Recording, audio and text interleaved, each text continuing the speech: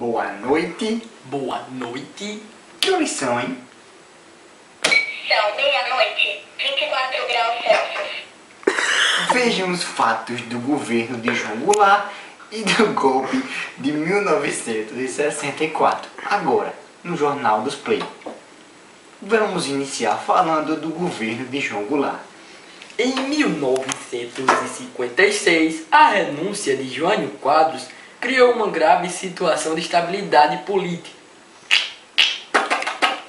Jango estava na China e a Constituição era clara. O vice-presidente deveria assumir o governo. Porém, os ministros militares se opuseram à sua posse.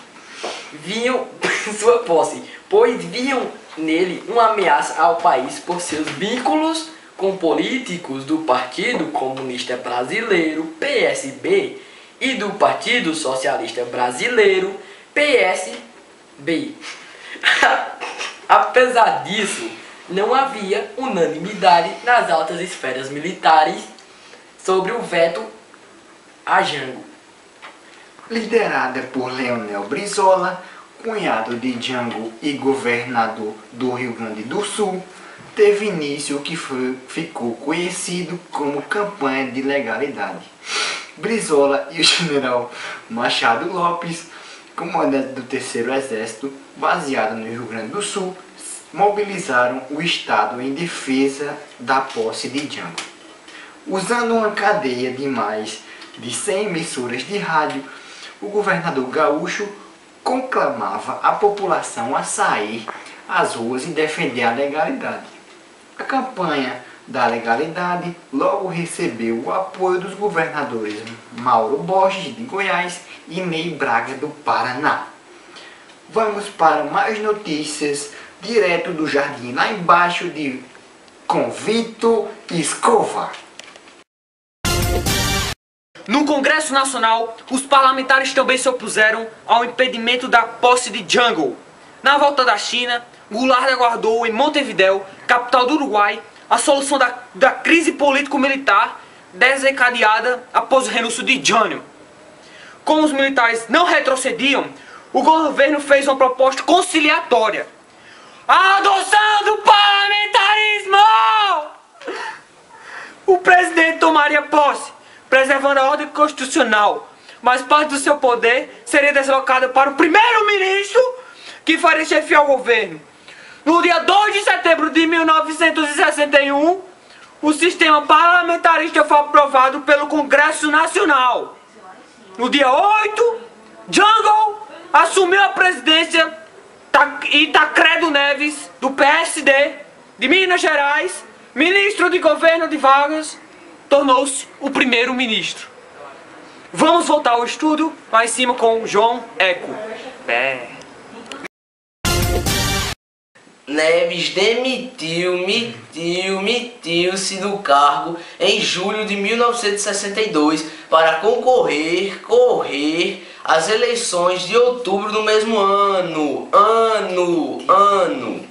Que iriam renovar o Congresso e eleger os governadores.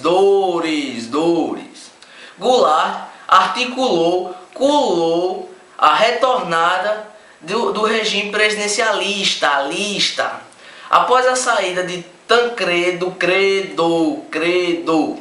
tornou-se primeiro-ministro o gaúcho Brochado da Rocha, também do PSD, que deixou o cargo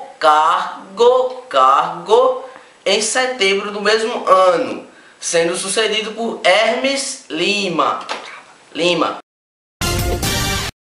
Em 1962, o governo divulgou o Plano Trienal, elaborado pelo economista Celso Furtado, para combater a inflação e promover o desenvolvimento econômico.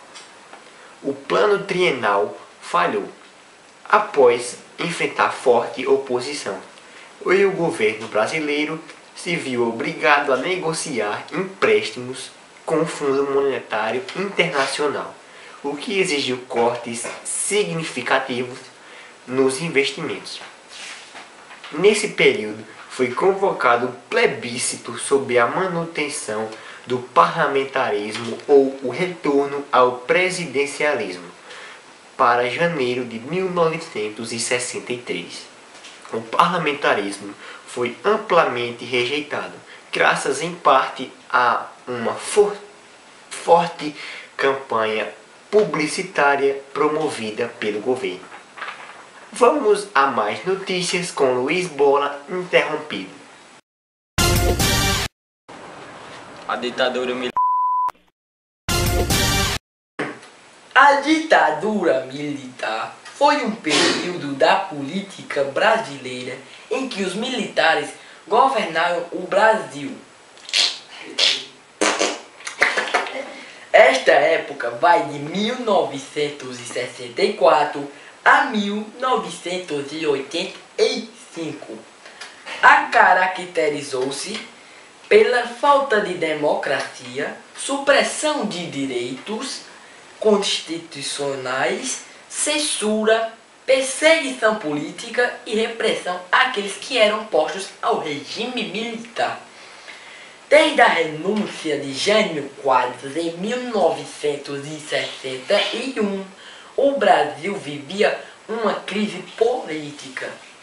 O vice de Jânio, João Goulart, assumiu a presidência no clima político tenso. Seu governo foi marcado pela abertura a organizações sociais. Continuemos com Lucas Confuso. Estudantes, organizações populares e trabalhadores ganham espaço no cenário político brasileiro, preocupando com as classes conservadoras como empresários e o povo do banco, a Igreja Católica, militares e a classe média. Junto com as classes conservadoras e em virtude da guerra... Como é? Guerra gelada? Guerra Fria, os Estados Unidos temiam que o Brasil voltasse para o lado comunista. Vamos para mais notícias com Luiz Bola interrompido.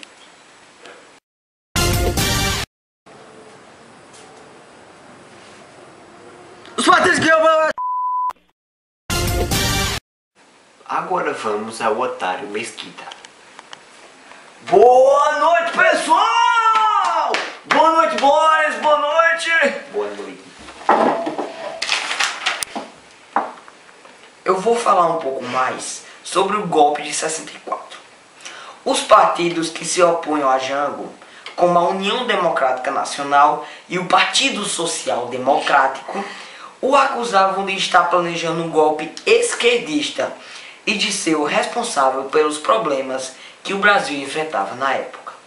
No dia 13 de janeiro de 1964, João Goulart realizou um grande comício na Central do Brasil, que se localizava no Rio de Janeiro, onde defendeu as reformas de base e prometeu mudanças radicais na estrutura agrária, econômica e educacional do país. 6 dias depois, em 19 de março, os conservadores organizaram um protesto que reuniu milhares de pessoas pelas ruas do centro da cidade de São Paulo, contra as intenções de João Goulart. Foi a marcha da família com Deus pela liberdade. A crise política e as tensões sociais aumentavam a cada dia. No dia 31 de março de 1964, tropas de Minas Gerais e São Paulo saíram às ruas, evitando uma guerra civil. Jango deixou o país refugiando-se no Uruguai. Os militares finalmente tomaram o poder. E você, melhor do mundo? Eu sou o melhor do mundo em tirar a melhor nota no trabalho de história.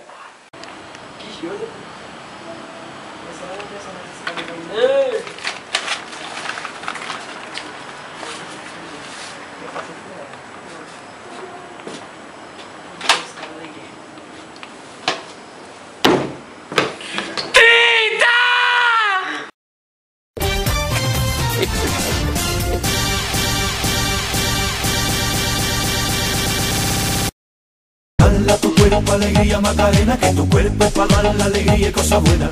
Dale a tu cuerpo alegría Macarena, Macarena. Dale a tu cuerpo alegría Macarena, que tu cuerpo es para dar la alegría y cosas buenas. Dale a tu cuerpo alegría Macarena, Macarena.